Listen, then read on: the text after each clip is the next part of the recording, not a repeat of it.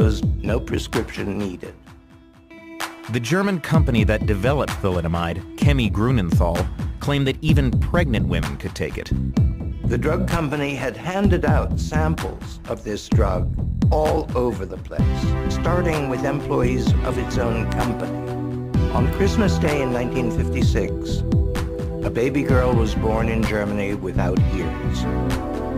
And she was the daughter of an employee of the drug company Grunenthal. No immediate connection was made to thalidomide, which soon sold nearly as well as aspirin in some European countries.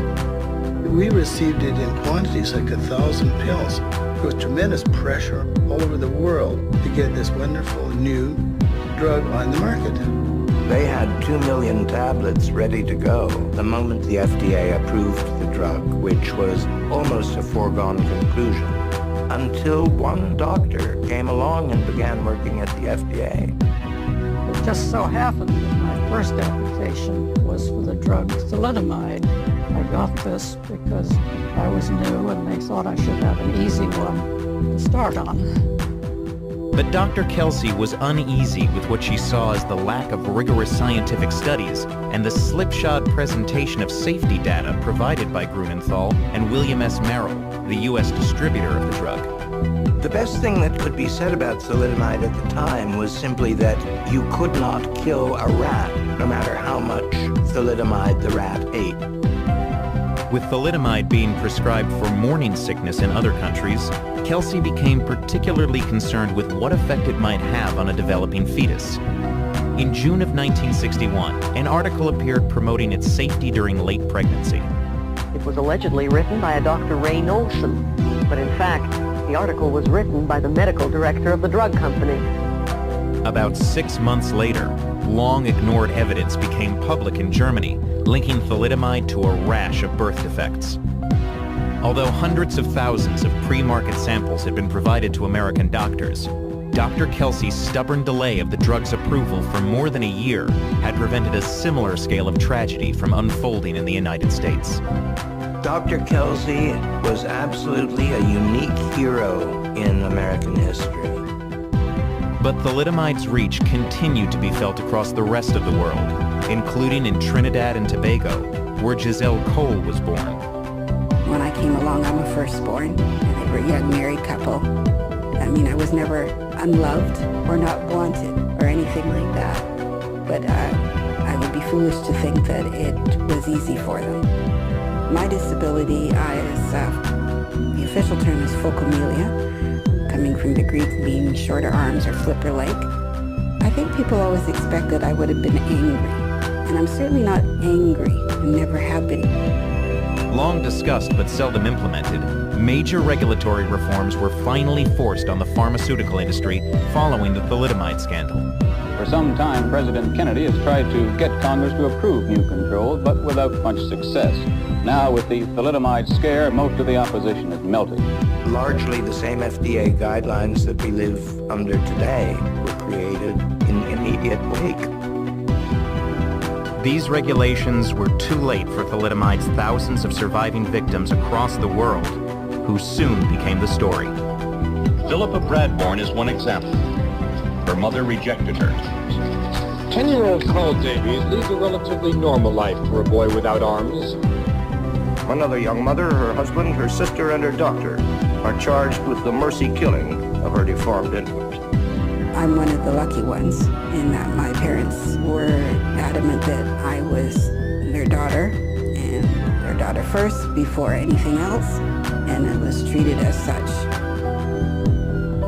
Many were put in homes because they just didn't know what to do. Some families battled with doctors to have amputation of fingers and toes and whatnot to accommodate these prosthetics. Many families were broken irrevocably.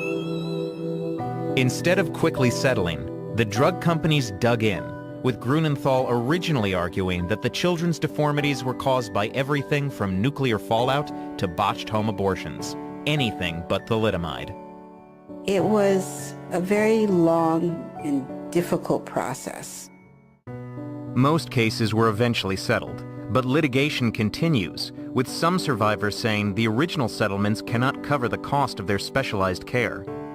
Grunenthal didn't apologize to its victims until 2012, 50 years after the tragedy unfolded.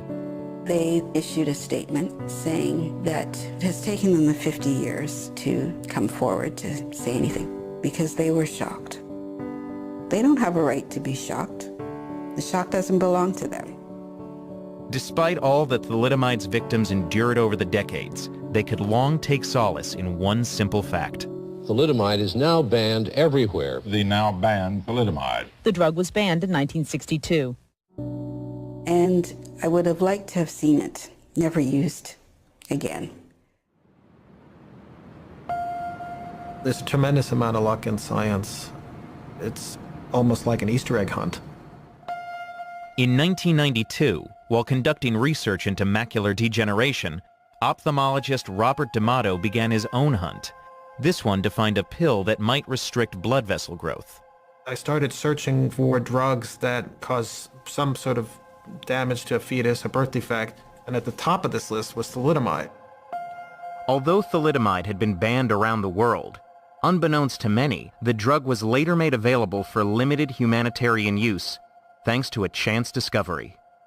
In 1964, a doctor in Jerusalem was taking care of a patient who had such severe leprosy that he was in pain and couldn't sleep. He decided to treat the patient with thalidomide to see if it would help with the sleep, and began to notice that there was also improvements generally in the leprosy. After much trial and error, Dr. D'Amato finally had a similar breakthrough when he demonstrated that thalidomide could starve blood flow to cells, a discovery that held the potential for treating cancerous tumors. The people that really understood the results were excited because we had a tool that we didn't have before. But the knee-jerk reaction was, this is a dangerous drug, no one would ever want to use it. There was thousands of victims that still remain. There had been a promise that thalidomide would never be developed again.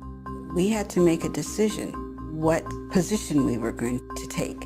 Many would have thought and expected that we would have been screaming, no, no, no, no, no. But following a surge of reports about promising studies, that's not what happened. We are nervous. We are, of course, frightened and dismayed. But we realize that this is not a perfect world. Thalidomide is back. The Food and Drug Administration says thalidomide will be the most restricted drug ever distributed. Female patients taking the drug will even have to submit to pregnancy tests. Since then, thalidomide has gone on to combat a surprising variety of diseases, from tuberculosis and Crohn's disease to multiple sclerosis and symptoms of HIV and AIDS. And D'Amato's hunch about the drug's effect on cancerous tumors paid off in a groundbreaking treatment for certain types of the disease. Thalidomide and its derivatives have become the primary treatment for multiple myeloma. It's a very fine line that I walk, and many of us walk, when we think about thalidomide in today's world. Clearly, you can see what it has done to the thousands of us who are still on this earth. But if it provides some kind of assistance, help, relief of suffering, then I cannot, in good conscience, be opposed. Brenner, who saw thalidomide's curative powers firsthand after being prescribed it for a deadly skin disease, says that the drug's circuitous history tells us a great deal about the accidental nature of drug discovery. It's kind of surprising, I think, to most people to learn that drugs are, in fact, developed and then become, as they're called, a drug in search of a disease. When you have a drug that has a powerful activity, whether it's negative or not, that powerful activity could be used for something good if you could figure out what that was. But for all its benefits, the scientific rehabilitation of thalidomide has come with a heavy cost. We were told this could never happen again. In Brazil, where the drug is used extensively to treat leprosy, researchers report that thalidomide children continue to be born, as many as 100 since 2005 by one recent estimate. 50 years down the